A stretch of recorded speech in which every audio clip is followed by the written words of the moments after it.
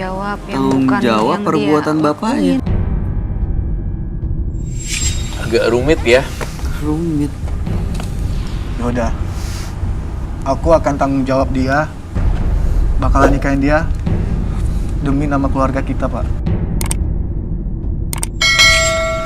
Tapi satu yang aku minta, kalau Bapak diulang lagi kelakuan Bapak yang nggak baik kayak seperti ini, saya nggak akan menganggap Bapak bapakku lagi, ngerti?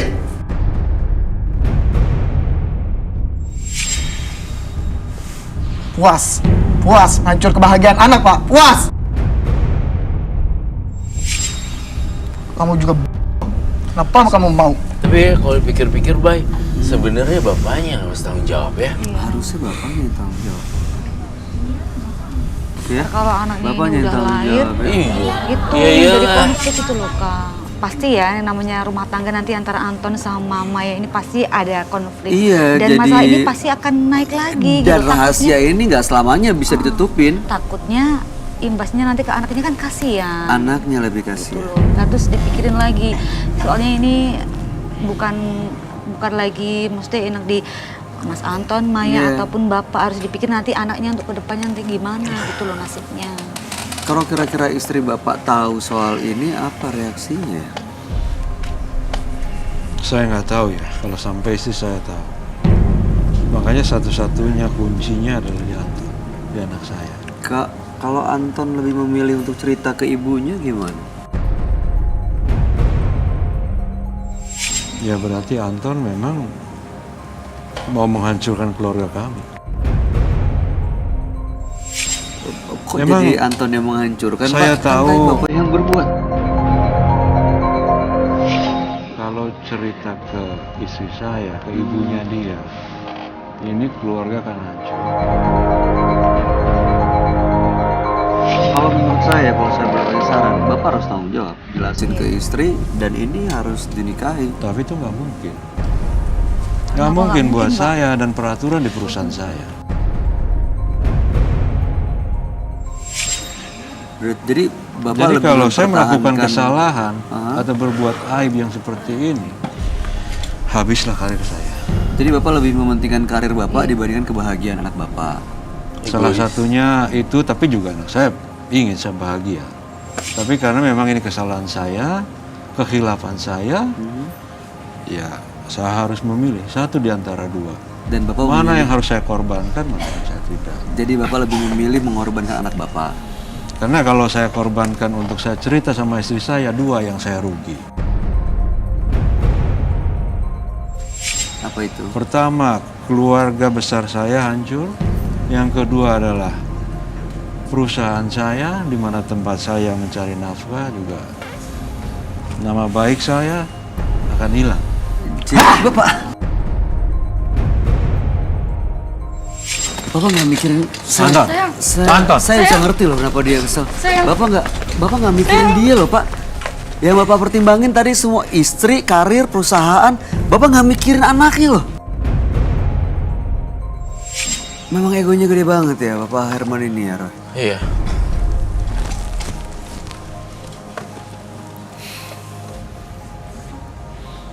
Ya gimana ya. Tapi ya pilihannya ya di tangan bapak sendiri sih. Mau gimana ya. Kalau seperti ini bisa aja bapak kehilangan semuanya. Bapak karirnya terancam terus. Kalau rahasia ini terungkap, kapanpun bisa meledak. Terus sama istri bapak bisa kehilangan. Dan sekarang bapak bisa kehilangan anak bapak juga. Iya. Dan calon anak yang dikandung. Itu anak Bapak loh. Dan akhirnya bapak akan sendirian. Iya. Saya kok ngeliatnya ke situ, Roy. Iya, sama.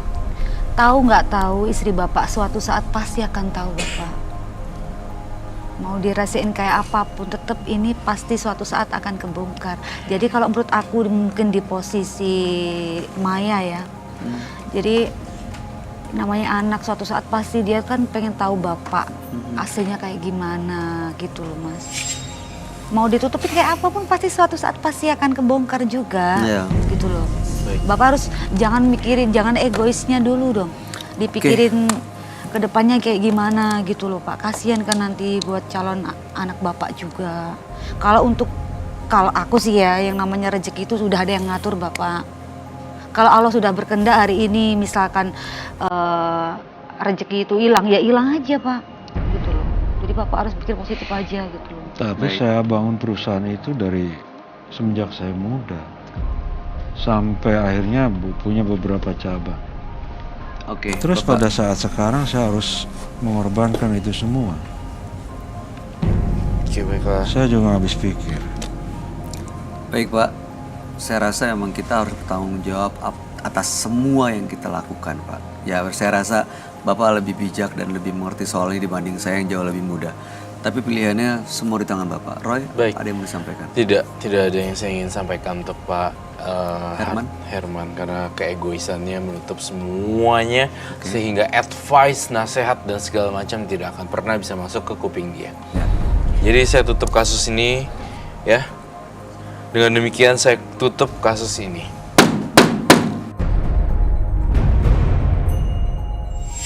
Terima kasih. Pak Herman, selamat malam. Terima kasih. Janganlah merusak kebahagiaan seseorang demi tujuan pribadi. Karena waktu akan menjawabnya semua. Berikutnya akan hadir seorang wanita yang mengaku gagal menikah dengan kekasihnya. Malam hari ini kami akan panggil dia dengan nama samaran. Kami persilahkan Cika.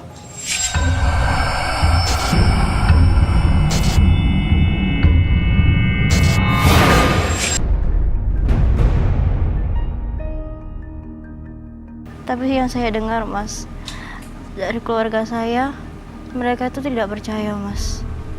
Keluarga kamu nggak percaya ya? Mereka terus menghasut saya kalau tunangan saya itu berbohong kepada saya. Mereka bilang bohong, kenapa? Karena mereka berpikir bahwa tunangan saya itu nggak sakit. Jadi ini karangan cerita aja gitu? Benar, mereka berpikir semua ini cuma karangan dia. Tapi kamu udah lihat kondisinya kan? Sudah Mas. Kamu datang ke rumahnya? Iya. Keluarga mereka gimana? Keluarga dia? Keluarga dia bilang dia itu sakit. Dan saya tahu sendiri Mas, dia pincang. Kamu ngelihat memang kondisinya sakit? Benar. Terus keluarga kamu udah tahu soal ini? Keluarga saya tahu tapi mereka nggak percaya. Tetap Mas. nggak percaya? Tetap nggak percaya Mas. Apa alasannya nggak percaya? Karena dia pernah bohongin saya Mas dulu. Apa? Awal-awal pacaran dia selalu bohongin saya. Dia selalu selingkuh di belakang saya Mas. Sekarang pacar kamu ada di mana? Di rumahnya? Nggak, dia ikut ke sini Mas. Dia ada di belakang. Itu kok bisa jalan? Tadi saya mapah dia Mas ke sini. Oh, kamu papa dia? Iya. Dia ada di mana sekarang? Dia ada di belakang. Di ruang tunggu? Iya. Oke. Harapannya apa dengan datang ke sini? Saya itu pengen tahu dia itu beneran sakit apa enggak Mas. Saya cuma pengen tahu dia itu jujur apa enggak. Cuman itu. Mudah-mudahan sih memang ya dia jujur dan kamu bisa membuktikan ya. Oke. Mudah-mudahan malam ini terungkap semua ya. Kamu juga bisa dapat kabar dan kamu juga bisa bikin keluarga kamu tenang. Ya paling enggak mana yang benar nih? Anggapan keluarga kamu yang bilang pasangan kamu bohong atau ya pasangan kamu yang memang benar-benar sakit ya. Kita akan ajak kamu untuk ketemu dengan sahabat kami. Dia adalah seorang indigo. Kami persilahkan Roy Kiyoshi. Sebelumnya, tim Mata Batin sudah memberikan tanggal lahir dan nomor rumah partisipan kepada Roy Kiyoshi. Dengan mata batinnya, Roy akan membaca berdasarkan angka yang kami berikan. Cika, dengan tanggal lahir 8 Mei 1994 dan memiliki nomor rumah 77. Sosok yang baik hati dan penuh dengan kesabaran. Kesabaran yang ia miliki mudah sekali dimanfaatkan oleh orang lain. Saya merasakan saat ini ia sedang bimbang. Adanya permasalahan yang cukup rumit sekali membuat ia semakin terpuruk dalam jurang. Namun di sini saya juga melihat di balik permasalahan yang cukup berat ada kebahagiaan yang akan ia rasakan karena kebaikannya dan kesabarannya.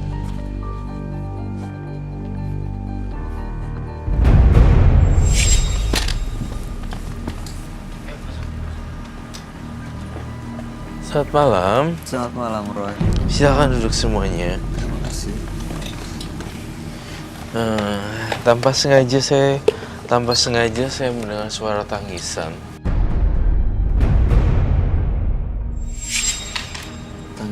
Tangisan Cika kah? Iya mas.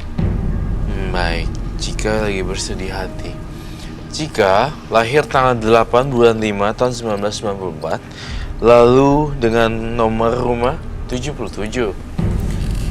Jika ini pertunangannya batal, bukan batal, tapi ya harus tertunda ya. Benar. Karena setelah 4 tahun pacaran, dia rencananya tunangan sama pasangannya, tapi pacarnya ini mengaku kena begal.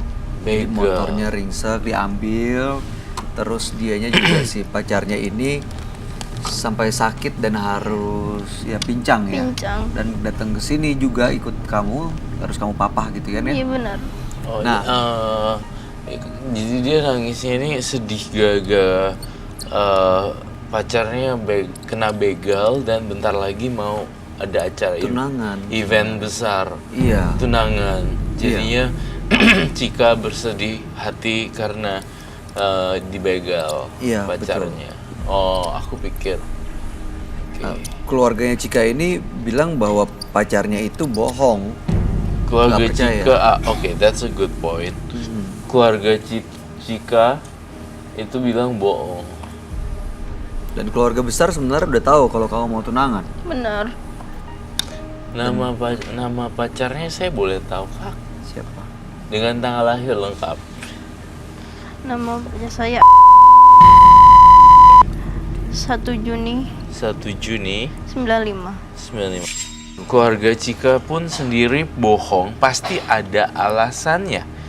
Alasannya apa? Keluarga saya tidak setuju dengan dia dan menyalahkan dia bohong karena sering membohongi saya dulu. Oh, karena punya background suka bohong. Jadi udah gak dipercaya sama keluarga besar kamu gitu ya? Benar.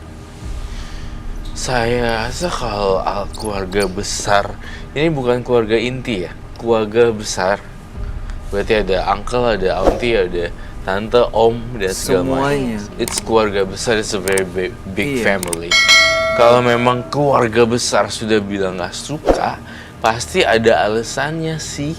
Dan saya percaya itu. Kecuali beda ya, kalau misalnya cuma 1 orang, 2 orang ngomong, terus udah gitu bilang, dia tahu, keluarga besarnya tahu backgroundnya suka bohong, kemudian masuk lagi suka selingkuh.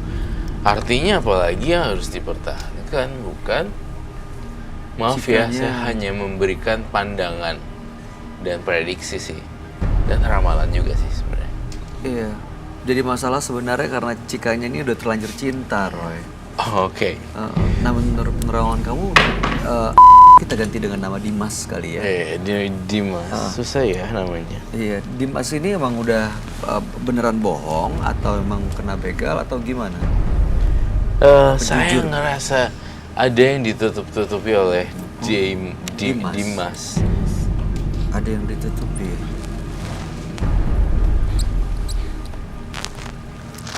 Jadi entah kenapa ya, saya tuh juga masih rada bingung sama sifat kamu Cika. Keluarga besar, big family, udah bilang gak suka, tapi kamu masih mau. Cinta sejati, itu bukan cinta sejati kali ya. Atau dibutakan cinta. Dibutakan cinta. Saya menyimpulkan, saya kayaknya sudah tahu gelagatnya nih, arah-arahnya kemana gitu. Kalau lihat dari sini semuanya, tanggal 1 Juni 95, background Adinya suka selingkuh, suka bohong, ketangkep lagi lewat WhatsApp dan segala macam.